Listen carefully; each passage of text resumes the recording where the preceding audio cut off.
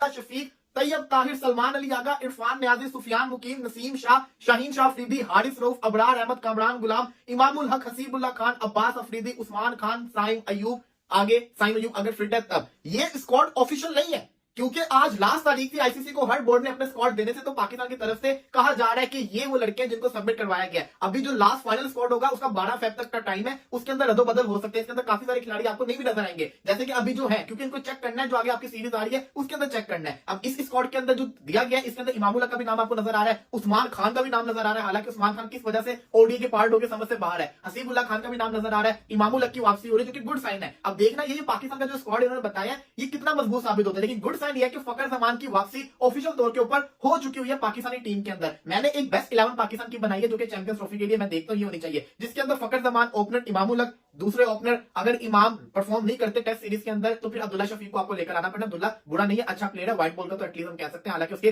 3 duck आए थे भी रिसेंटली, लेकिन फिर भी कह सकते हैं। बाकी जो कहा जाएगा अब्दुल्ला शफीक आपका बैकअप ओपनर लाजमी होना चाहिए। बाबर आजम नंबर 3 के ऊपर, नंबर 4 के ऊपर रिजवान, नंबर 5 के ऊपर कामरान गुलाम, नंबर 6 के ऊपर सलमान अली आगा, नंबर 7 पे इरफान न्याजी अगर वो फिनिश कर सके अच्छा, नंबर 8 के ऊपर शाहीन शाह अफरीदी, नंबर 9 के ऊपर नसीम शाह, नंबर 10 पे सुफियान मुकीम, नंबर 11 के ऊपर हारिस रऊफ। ये मेरी जिसको कहते हैं ना प्लेइंग 11 है। इसी के साथ अगर देखा जाए इस टीम के अंदर मोहम्मद हुसैन का भी स्क्वाड के अंदर नाम है, उसको भी आप यूटिलाइज कर सकते हैं। आगे जाके किसी अच्छे जैसे कहते हैं ना, अगर कोई बॉलर परफॉर्म नहीं करा तो हुसैन को भी टीम के अंदर रख सकते हैं। ये मुझे पाकिस्तान की टीम नजर आ रही है। इसके ऊपर हम डिस्कशन नहीं कर सकते क्योंकि ये ऑफिशियल स्क्वाड नहीं है, ये नेम आए नहीं है, बाहर आए, सोर्सेज के थ्रू बाहर आए हैं। इसके ऊपर हम तफसीली गुफ्तगू नहीं कर सकते क्योंकि अभी तक ये ऑफिशियल नहीं है। पीसीबी ऑफिशियल अनाउंस भी नहीं करेगा क्योंकि हमें हमारी आदत रही है कि हम जो फाइनल स्क्वाड होता है उसको अनाउंस करते होते हैं। आज ही अफगानिस्तान, बांग्लादेश, न्यूजीलैंड का भी स्क्वाड आया, पाकिस्तान का भी मैंने आपको बता दिया। आपको कैसा लगा? पॉसिबल इनमें से 4 आपके स्क्वाड में रहेंगे। एक आपके शाहीन है, नसीम है, हारिस रऊफ है, ये 3 हो गए। एक हसनैन और एक अब्बास अफरीदी, ये 5 का फास्ट बॉलर का आप एक पूल बनाया गया। इनमें से 4 होंगे। अब्बास तो मुश्किल ही लग रहे हैं। बेसिकली आपके जो मेन 4 फास्ट बॉलर नजर आ रहे हैं, आपके हारिस रऊफ नजर आ रहे हैं, शाहीन शाह अफरीदी नजर आ रहे हैं, नसीम शाह नजर आ रहे हैं और हसनैन नजर आ रहे हैं। और जो स्पिनर में नजर आ रहे हैं वो मेन आपके मुझे लग रहा है कि इब्रार और सुफियान मुकीम का भी चांस है कि उनको स्क्वाड में जो वो और फिर जब इन्होंने रखा ही तो फिर वही है, दो ही इनमें से ज्यादा शदाब का मुकाबला था ना, सुफियान मुकीम के साथ शदाब का मुकाबला था। इब्रार तो कंफर्म थे, सुफियान और शदाब में से आपको एक रखना था। एक और चीज मुझे लगता है कि जैसे को शदाब की वैसे तो कोई परफॉर्मेंस नहीं है, जो सीरियस बात है उनका आना बनता भी नहीं है, लेकिन एक और जो फील आती है वो ये भी आती है कि जैसे रिजवान ना कुछ ऐसे यंगस्टर्स जा रहे हैं। जैसे आपको याद होगा कि सरफराज अहमद ने जब चैंपियन ट्रॉफी जितवाई थी तो उन्होंने भी ना यंगस्टर्स के इर्द-गिर्द जो है चैंपियन ट्रॉफी लेके जितवाई थी, जिसकी वजह से सरफराज का नाम भी बड़ा बना था कि यार देखो एक सरफराज अहमद जो है चैंपियन ट्रॉफी जितवा गए। तो रिजवान भी थोड़े यंगस्टर चाह रहे हैं, उनको पता है कि यंगस्टर जो है थोड़ी आग भी लगाते हैं। जो पुराने वाले प्लेयर होते हैं ना, ये जब आते हैं तो ये थोड़ी सी अपनी पॉलिटिक्स भी लेकर आते हैं। इनको लगता है कि यार हमें कप्तानी मिल सकती थी, इसने कप्तानी ले ली, उसने कप्तानी ले ली। जैसे कहीं ना कहीं शदाब को जो वाइस कप्तान बाबर के दौर में जो अनाउंस किया हुआ था, और शदाब को गारंटी थी कि अगर बाबर के बाद कोई कप्तान अनाउंस होगा तो मैं ही कप्तान अनाउंस होगा। शदाब को ओडीआई में भी खिला रहे थे, टी20 में भी खिला रहे थे, लेकिन चूंकि उनकी अपनी परफॉर्मेंस ही कोई नहीं रही तो ये भी एक इसी वजह से शान मसूद का भी नाम आ रहा था। शान और इमाम का नाम में टकरा था क्योंकि इमाम के भी रन नहीं है। शान बेटर बैट्समैन, रन्स भी किए हैं।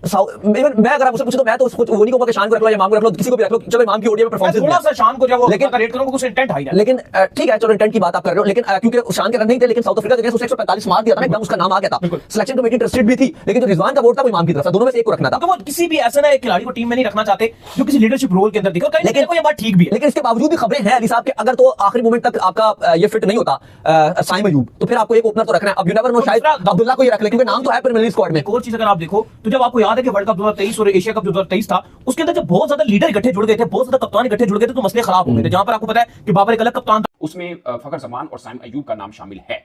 ये सबसे खास बात है।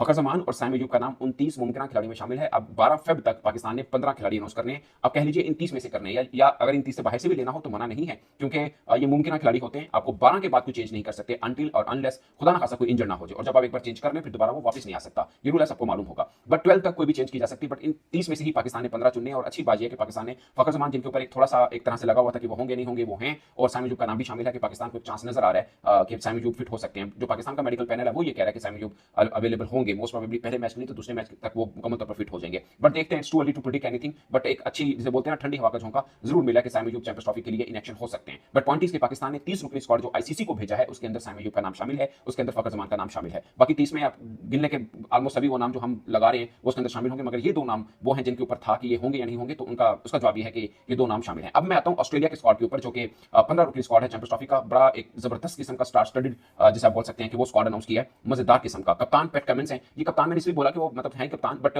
टी20 में आपको पता है ना मिचेल मार्श को कप्तान बनाया था और वो उनका हॉरिबल इवेंट रहा था 2024 टी20 world cup. But Pat Cummins इनके बड़े कप्तान है, पहले भी यही है, मैंने ये नहीं कहा कि भी चेंज किया इनको। एलेक्स कैरी हैं और नाथन एलिस है। नाथन एलिस को इन्होंने मेरा ख्याल है सीएसके ने लिया ना आईपीएल 25 में, तो ये इसमें शामिल है। ये शायद रिजर्व मीन के बेंच पे बैठेंगे, प्लेइंग 11 में नहीं होंगे, बट इनको दिया है, बड़ी बात है। ग्रीन को नहीं है, मतलब ये है इसमें। और एरन हार्डी हैं, जोश हेजलवुड, ट्रेविस हेड, द डॉन, जो इंग्लिश अच्छा कीपर दो रखे हैं, कैरी को भी रखा है और इंग्लिश को भी रखा है, ठीक है। मोनस लुबशाइन, ये भाई इनके बंडे का ठीक है। मैं वर्ल्ड कप का सारा सेहरा जाता है ट्रेविस हेड को, बट इसने भरपूर साथ दिया था। इसकी इनिंग को लोग शायद इग्नोर करें, बट इसने पूरे का पूरा फटा लगाया था ना, जो वो मतलब इंडिया के अटैक को सही इसने डिफेंड किया था। मिचेल मार्श जो कि आउट ऑफ फॉर्म थे, इनकी जगह पर वेबस्टर खेले थे आखिरी, अब अगर आपको याद हो टेस्ट मैच।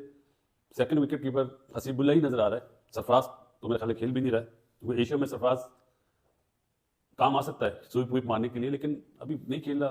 साथ में हारिस है और हसीबुल्ला और एक बच्चा है रोहिल नज़ीर, पता नहीं किस तरह खेलना ये लोग, किस तरह की इनकी परफॉर्मेंस है। फर्स्ट प्रायोरिटी हसीबुल्ला ही होगा जी, टीम के साथ था तो होना भी उसको ही चाहिए। आ जाता हूँ जी मेरे दो ओपनर।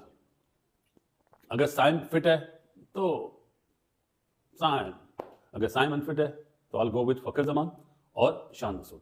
साइम की जगह शान मसूद, फकर के लिए नहीं बोल रहा मैं। ये मेरे दो ओपनर हैं जी।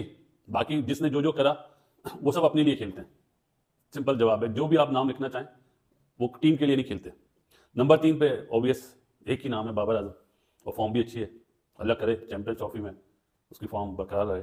नंबर 4 पे पठान, पाकिस्तान का पठान, रिजवान मोहम्मद रिजवान। ये वो जुमले बोल रहा हूँ जो आज से 6-7 साल पहले जब होता था ना साथ, वो जुमले थे। नंबर 5 पे जी कामरान गुलाम, कोफो कामरान गुलाम। नंबर 6 पे सलमान अली आगा, बॉलिंग भी करेगा और नंबर 6 के लिए बैट्समैन भी है। नंबर 7 पे इरफान नियाजी, फील्डर अच्छा है।